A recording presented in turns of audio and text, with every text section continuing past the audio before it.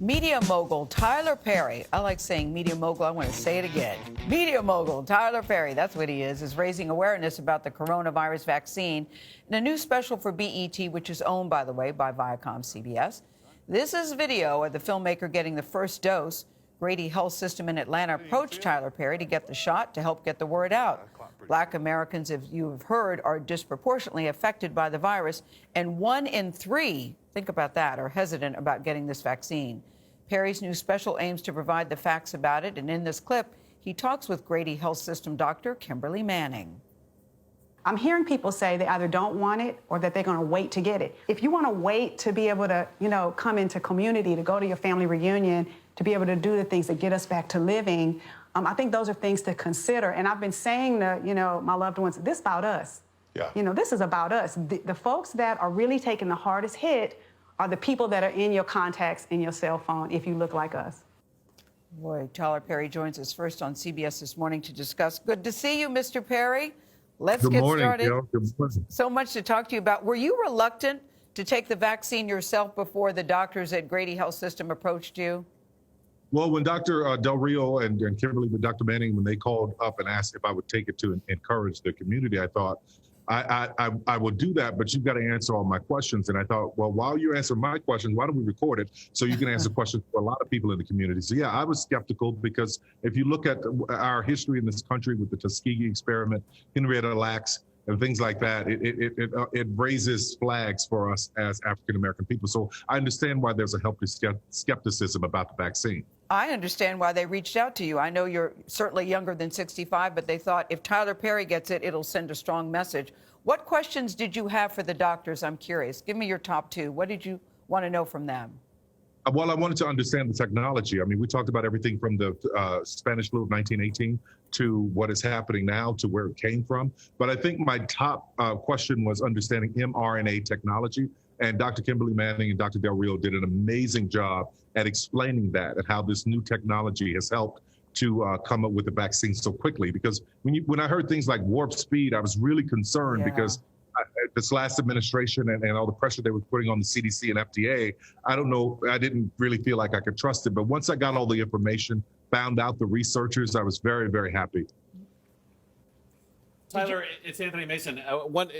Kaiser Health has done a study in the early days of the vaccine rollout. And I mean, it bearing out what we've been talking about, the fact that there's a distrust here. Black Americans are being vaccinated at a dramatically lower rate, which is really alarming. So what do you think needs to be done here to build confidence? Exactly what we're doing, the special that I'm doing for BET and having an opportunity to ask experts questions. The first Ebola patient in America was at Emory Hospital. So I got the top experts here in town. Dr. Del Rio is an epidemiologist who is brilliant. And to be able to ask those questions, and not only for myself, but share them with the community. I've got people who love what I do and kind of follow me. So I think once they get the information, that it'll help them. And what I told them is that I'm not taking this vaccine because I want you to take it. I want to give you the information so you can make your own choices. So I think that's what it's about, education and information. Mm-hmm. They always talk about the reaction. That's another thing people are afraid of. I've heard, number one, which vaccine did you get, Tyler?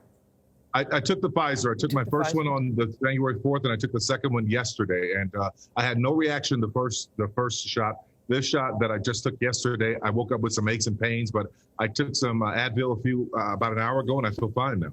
Yeah, but they said it's very common that, you don't have a reaction to the first one, but you can have a sometimes dramatic reaction to the second one.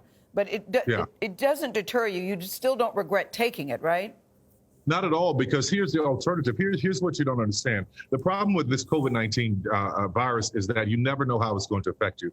And I've had people who have died that I know. I've had people who have had long-term health issues that I know. So you're making the choice of getting a vaccine, and even though it's 95, 96% efficacy, what happens is you are reducing your chances of ending up in the ICU by 100%. Yeah. So I think that's just important that people know that you don't. If you take your chances with COVID, you never know how it's going to affect you, and it could affect your long-term health. Tyler, you're absolutely right. We can talk about side effects, but we shouldn't forget the main effect, which is that protection against COVID-19. And when we're talking about reactions, I'm actually interested in the reaction to you as you engage with people online and as you talk with people in the community where you are.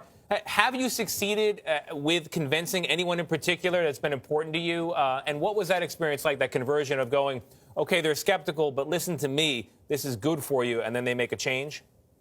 Well, I tell you, this is why the special that we're doing on BT on Thursday night is so important, because I have a crew that works for me, and they're largely African-American people who were all skeptical about the vaccine. When they sat in the room as they were working the cameras and doing hair and makeup and all this stuff, they listened to all the information. And by the time we got to the end of it, they all wanted to take it. So I think, again, it just goes back to getting the correct information and getting it from people that you trust and you understand. I think this last administration did a lot of damage in eroding trust when it comes to this vaccine. But the information that I found has been very helpful. Listen, I'm just saying, I know Medea's retired, but if there ever was a time for Medea to weigh in on this subject, seems like she would have something to say. I'm getting that damn vaccine. I'm getting that damn vaccine. That's the thing. People believe Medea because Medea always speaks the truth. But let's talk about Tyler Perry, because the Oscars are coming up. You were getting the Humanitarian Award. Whoa, congratulations, bravo. What did that mean to you, Tyler, when you heard you were going to get that? You see the list of people who have received that, and now your name is added to the list. I love this.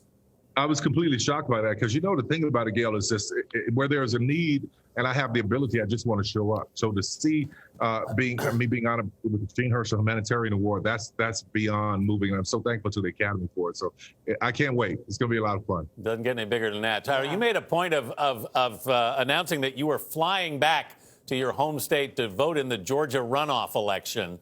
Bet you're glad you did now, huh? Yes. Yeah, for sure. And listen, I still don't have the absentee ballot. You still didn't get it? December 4th. We are still waiting for it. Still waiting for it. I'm glad I came back. Yeah, the reason you went back was you applied for an absentee ballot, but you said you never came. But Stacey Abrams gave you some advice.